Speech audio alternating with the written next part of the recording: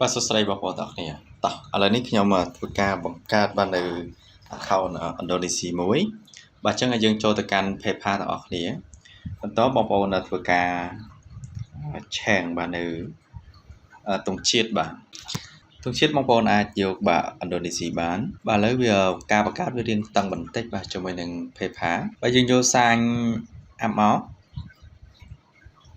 អូខេយើងយក business យើងចុចពាក្យថា next អូខេអញ្ចឹងយើងធ្វើការវាយឈ្មោះចូលលេខកូដនេះបងប្អូនអាចធ្វើការឆេងដាក់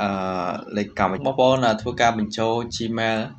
បងប្អូនអាចធ្វើការអត់បានលេខផ្នែកហ្នឹងមកហើយបងប្អូន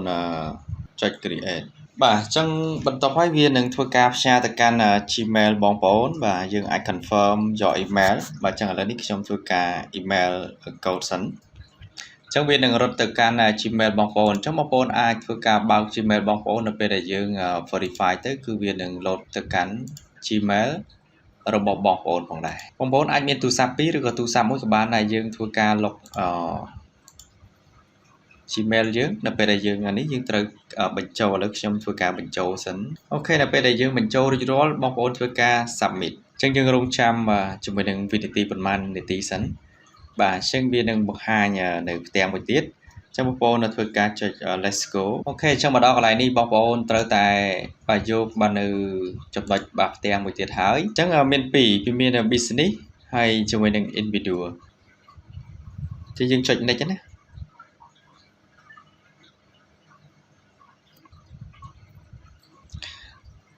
បាទអញ្ចឹងមកដល់កន្លែងហ្នឹងគឺយើងមានឈ្មោះហើយយើងអាចបំពេញបាទថ្ងៃខែនៅក្នុងអត្តសញ្ញាណប័ណ្ណបងប្អូនណាដើម្បីយើងកុំឲ្យខុសឲ្យត្រូវដើម្បីងាយស្រួលក្នុងការធ្វើការ update បាទ upload នៅឯកសាររបស់បងប្អូនដែលងាយស្រួលនៅក្នុងការ pay បាទ money ចេញផងដែរអូខេអញ្ចឹងឥឡូវយើងទៅមើលលេខនៅក្នុងថ្ងៃខែរបស់យើងបាទនៅក្នុងអត្តសញ្ញាណប័ណ្ណបាទយើងអាចវាយពីលើនេះក៏បានដែរបាទយើងវាយលេខប្រាំងអូខេអញ្ចឹងយើងអាចបំពេញនៅបាទ address ទី1អូខេ address ទី1បងប្អូនធ្វើការបំពេញបាទ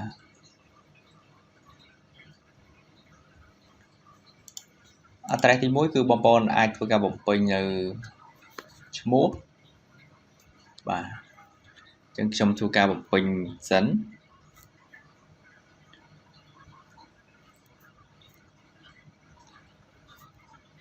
ឬក៏បងប្អូនអាចធ្វើការ copy ក៏បានដែរតែលេខខ្ញុំចង់បញ្ជាក់បងប្អូនណាខ្ញុំវាយមួយចឹងវារៀងយូរបន្តិចដែរបាទសម្រាប់បងប្អូនណាដែលមិនយល់អាចធ្វើការបាទ comment បានអញ្ចឹងពេលខ្លះវាពិបាកក្នុងការបង្កើតដែរបាទអញ្ចឹងវាមាន address line 1 address line 2អញ្ចឹងយើងមិនទេសិទ្ធិយើងបាទយើងដាក់នៅJava អូខេអញ្ចឹងprovince បាទ province គឺយើងដាក់នៅបាទNDជាមួយនឹងបាទ postal code បាទ zip code ហ្នឹងយើងអាចបំពេញ243បាទអូខេកន្លែងនេះម្ដងទៀតយើងអាចជ្រើសរើសបងប្អូនចុច next មកដល់ពេលបងប្អូនចុច next ហើយបងប្អូនធ្វើការ confirm បាទ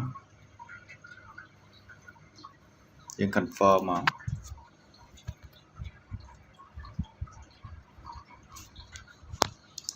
អូខេអញ្ចឹងមកដល់កន្លែងនេះបាទអញ្ចឹង business name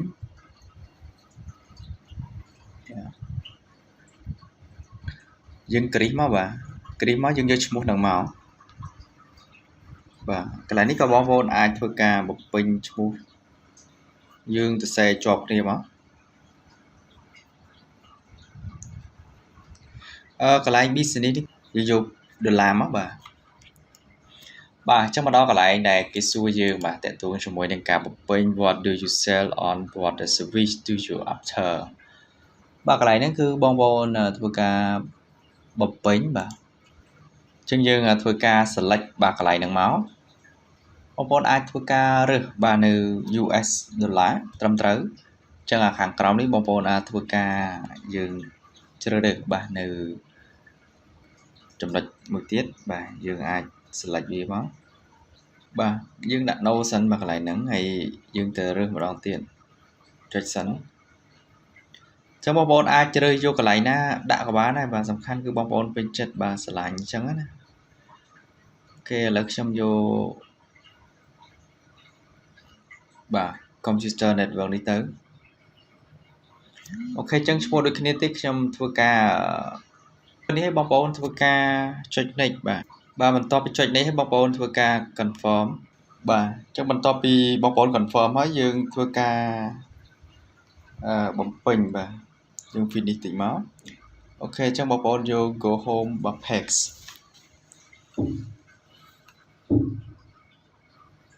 អូខេនេះគឺជា account បាទឥណ្ឌូនេស៊ីរបស់បងប្អូនដែលយើងអាចបង្កើតបានហើយសម្រាប់ការទទួលលុយនិងដកលុយបាទចូលទៅកាន់ Visa card ក៏ដូចជា Master card របស់បងប្អូនផងដែរអូខេយើងអាចមើលកន្លែងសញ្ញាកណ្ដឹងនេះការភ្ជាប់ជាមួយនឹង Visa card ទាំងអស់គ្នាធ្វើការconfirm បាទយក email របស់បងប្អូនសិនអញ្ចឹងយើងធ្វើការ send ទៅអូខេអញ្ចឹងយើងទៅមើល Gmail វិញអញ្ចឹងខ្ញុំទៅបើក Gmail របស់គាត់មកអូខេ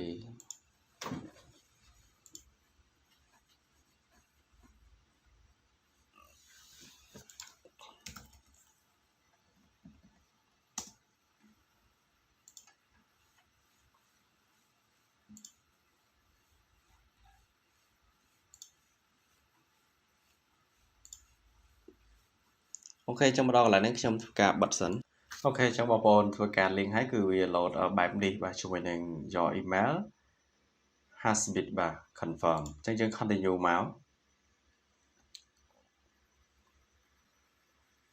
ទទួលប្រាក់បាទពី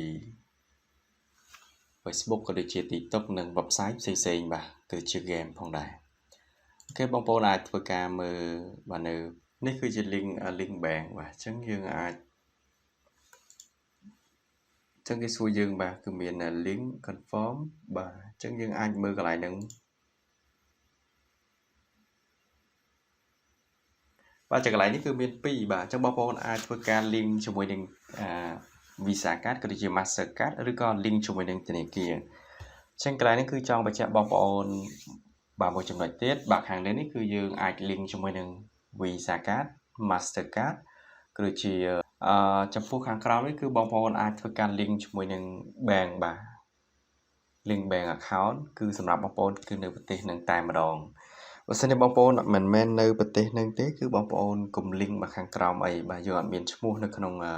ប្រទេសនឹងទេអញ្ចឹងនេះខ្ញុំគ្រាន់តែធ្វើការបង្ហាញទេអញ្ចឹងបងប្អូនអាចធ្វើការខ្វែងវិញ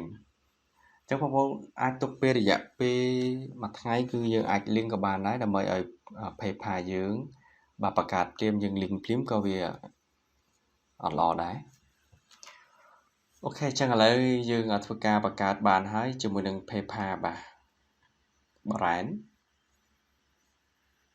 ហើយបងប្អូនអាចធ្វើការ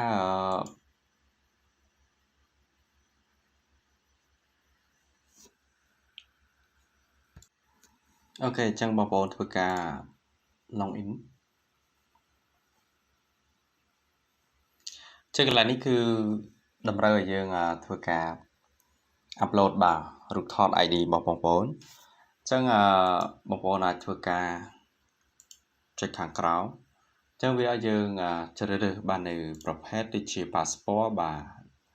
driver license ក៏ដូចជា national passport បងប្អូនអាចយក passport បានអញ្ចឹងលិខិតឆ្លងដែនអញ្ចឹងនេះខ្ញុំយកតាក់ញត្តិប័ណ្ណយើងហើយបងប្អូនអាចធ្វើការ upload បាទដូចជារូបភាពបាទ JPG ក៏ដូចជា PNG អញ្ចឹងជារូបភាពឬក៏ជា PDF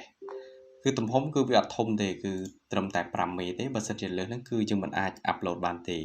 ឡូវនេះខ្ញុំធ្វើការចុចទៅ upload បាទរូបភាពរបស់គាត់មួយចូល browser file ហើយខ្ញុំបាន save លើ desktop ហើយខ្ញុំធ្វើការយករូបភាពមួយ បាទចឹងនៅពេលដែលយើងមើលរួចរាល់ហើយបងប្អូនធ្វើការ submit បាទចឹងaccount យើងគឺត្រូវបានគ្រីហើយបាទចឹងយើងចុចបន្តទៀតអូខេចឹងយើងធ្វើការ submit ចឹងយើងនៅតែរងចាំជាមួយនឹងការ link card បាទជាមួយនឹងការដាក់រូបថតបញ្ចូលទៀតផងដែរអរគុណបាទជួបគ្នានៅវីដេអូក្រោយផងដែរសង្ឃឹមថាបងប្អូននឹងចេះបង្កើតបើសិនជាមានចម្ងល់ហើយគឺបងប្អូនអាចធ្វើការ recommend ក៏ដូចជាអាចឆាតនឹងចង់ធ្វើការបង្កើតបាទនៅ PayPal បាទខ្ញុំនឹងទទួលបង្កើតជូនដល់បងប្អូនទាំងអស់គ្នាផងដែរអរគុណជួបគ្នានៅវីដេអូក្រោយផងដែរ